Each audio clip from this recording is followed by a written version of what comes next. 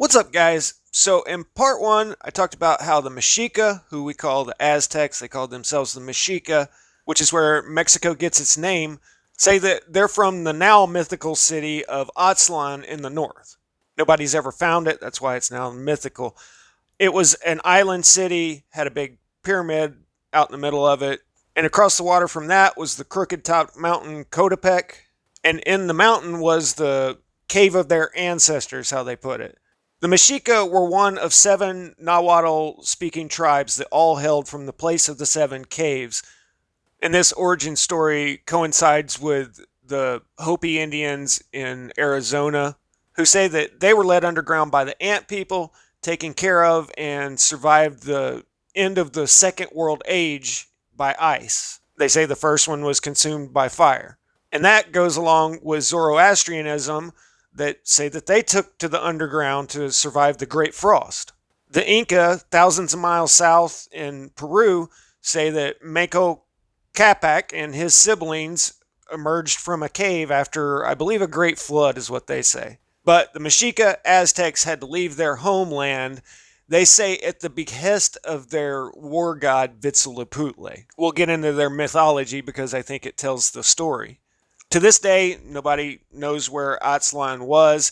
It's kind of funny that on the maps from 1600s here, they do have Aztlan right at the 30th degree north latitude. And this is the same general area as Carlsbad Caverns. There's actually a lot of caves around in that area. But the big room in Carlsbad Caverns is 1.25 miles. Now, I don't think they've covered up evidence here and that this was the cave of their mythology. I mean, there'd be smoke on the ceiling, probably some cave paintings, but there are known huge caves in this area, and who knows, the entrance to their cave may be covered over.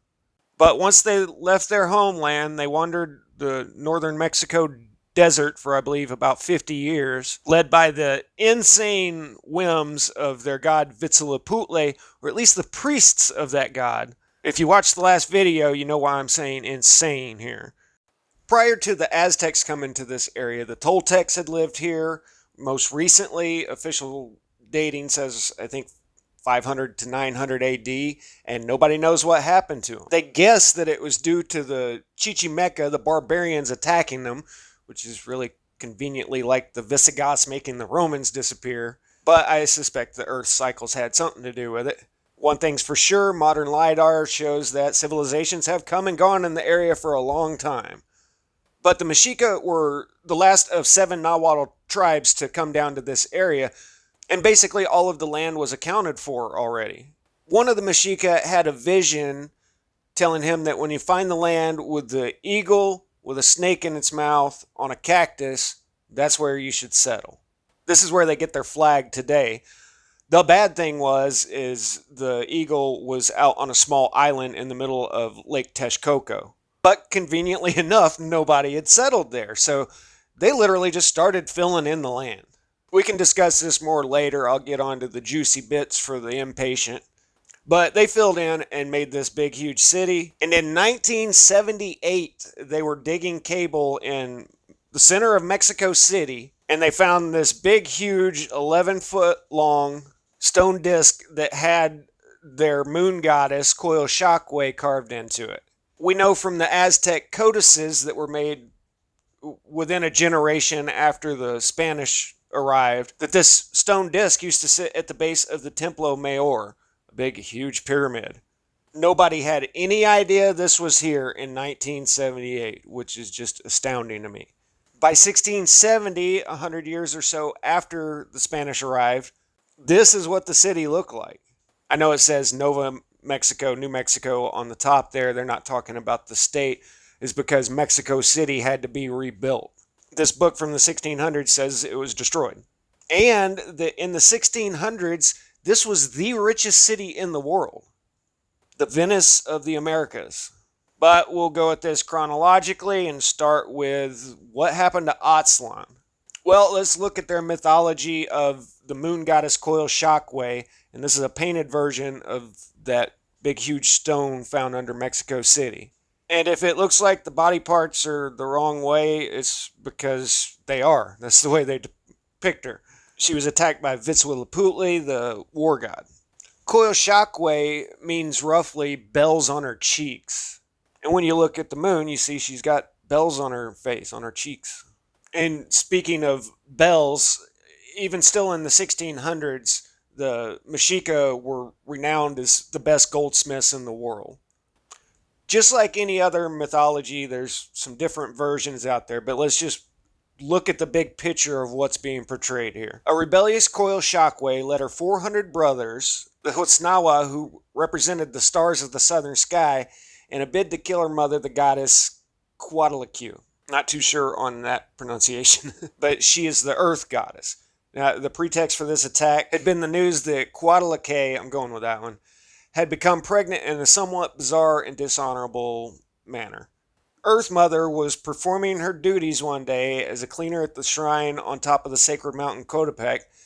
A ball of feathers suddenly descended from the heavens, and when she tucked this into her belt, it miraculously impregnated her. The resulting child was none other than the powerful warrior Huitzilopochtli. That used to be spelled with a V. Coyolxauhqui's plot came unstuck, though, when one of the Huitznawa lost heart and decided to warn the still unborn Huitzilopochtli.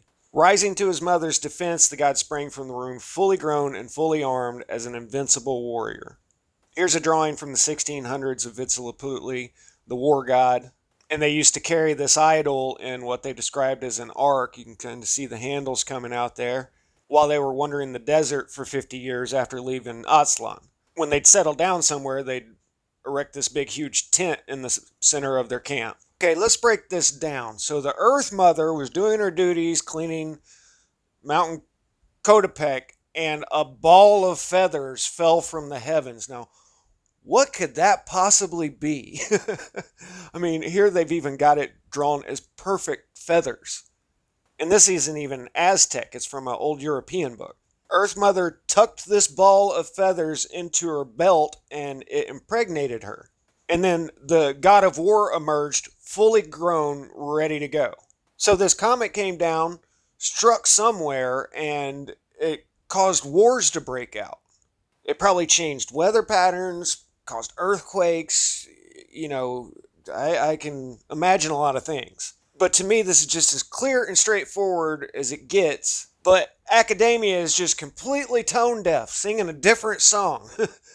Well, it may symbolize the daily victory of the sun over the moon and stars. I mean, I even know which direction it came from. The south. And now check this out. Huitzilopochtli's weapon was the fire serpent, which was actually a ray of the sun, according to them. He chopped up his siblings and lobbed them down the mountainside, and the head of Coyolxauhqui he tossed up into the sky, and she became the moon. Now, if you're familiar with Emanuel Velikovsky's Worlds in Collision, he theorizes that a world the size of Mars once collided with the Earth, and it sheared the moon off. Velikovsky dates this surprisingly recent. He's saying that this was around 1500 BC. But there are a lot of mythologies out there about a time before the moon was in the sky. But to me, this shows how mythology can accurately pass down information generation to generation. Now you've got a symbol. You look at this symbol and you know the story. And in it, Coyolxauhqui is tending to her duties at the ancient mountain Coatepec, which is the place of the 7 caves. So are they saying that they went down into the caves when they saw this thing coming? I don't know. It all kind of makes sense to me. As to why they left Aztlan, well, they had a ruling class that liked to pull people's hearts out, and that wasn't very popular, as you might expect. I'm going to tell you guys exactly how Tenochtitlan was destroyed here in just a minute, but we're going to keep going chronologically. Ironically enough, the same reason that Tenochtitlan fell to Hernan Cortez was the same reason that they left Aztlan in the first place. The ruling class went back to the same old stuff of sacrifice and whatnot, and they had what's called the Flower Wars, where they would go out and capture prisoners from the surrounding tribes and then take them back for sacrifice. So when Cortez and Christianity showed up, it was actually an easy sell, especially for the neighbors, the Tlaxcalans who they kept coming and capturing and taking away. Long story short, all Cortez really did was come in under a banner of peace, kidnap Moctezuma, the king of the Aztecs, and then ransomed him for a lot of gold.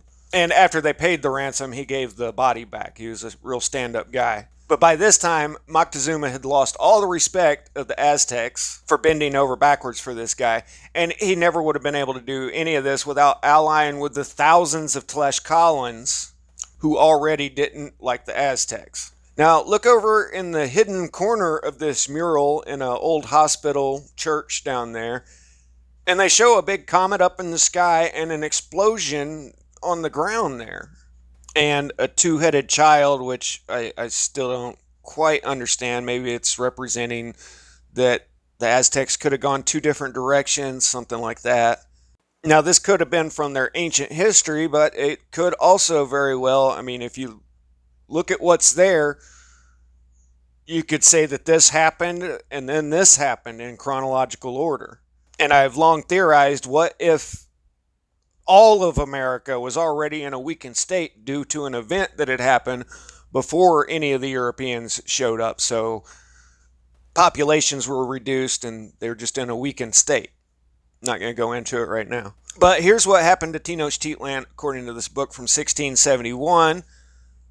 It's worthy of observation how strangely this city is altered since being conquered by the Spaniards, especially when in Anno 1629, it was overflowed by a mighty deluge, according to a letter by Barnabé Cabo to Hernand Leon, who is a Jesuit, the military branch of the papacy. They describe some of the engineering involved, the banks and the sluices. This was a very sophisticated, well-made city with a flood control system, and they say the flood flows 1.5 fathoms deep. They're just saying that that's roughly like 6 feet deep on average.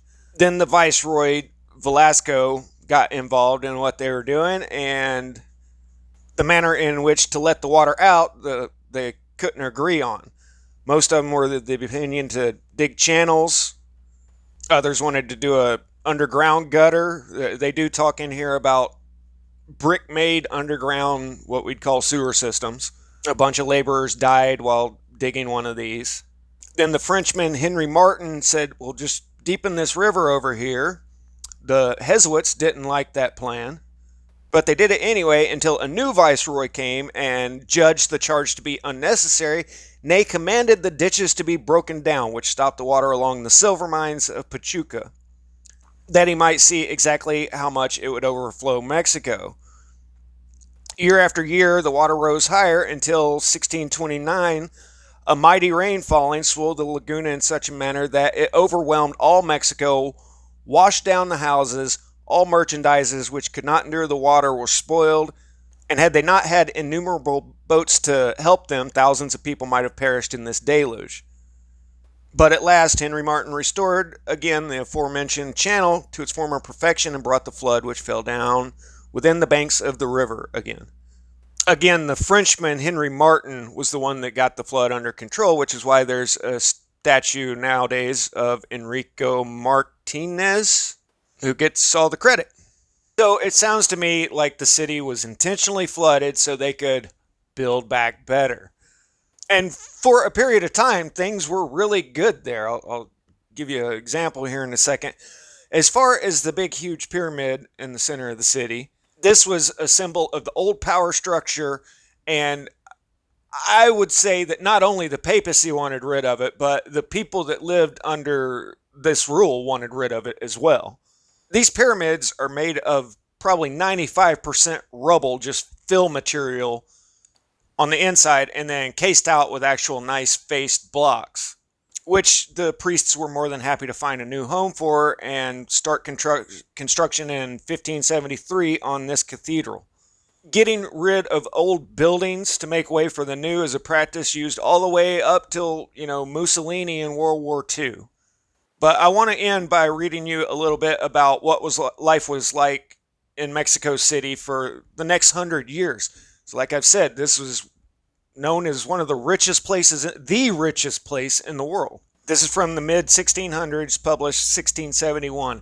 At present, Mexico City is thought to be one of the richest cities in the world and consists of above 100,000 houses, whereof not a tenth part Spaniards, but of those that are all gentlemen. So 90% of the city was the original Mexicans, and then 10% rich Spaniards.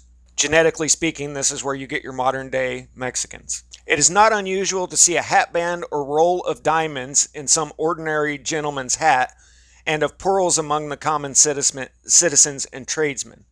The coaches which most gentlemen keep, almost covered with gold and silver, richly beset with precious stones, and within ordinarily lined with cloth of gold or of the best China silk that can be gotten in 1600s. In the Alameda, as they call it, which as it were the Hyde Park of Mexico, and a place made of purpose and recreation and delight, a man shall observe not seldom above 1,000 or 2,000 coaches full of ladies and gentlemen coming and going only to take in the air and their pleasure. On one street in Mexico, with the turn of an eye, you may see millions of wealth in gold, silver, and precious stones. In a word, there is nothing that hinders Mexico from being the most absolute city in the world for delight and bravery. Well, at least things started out good. Static out.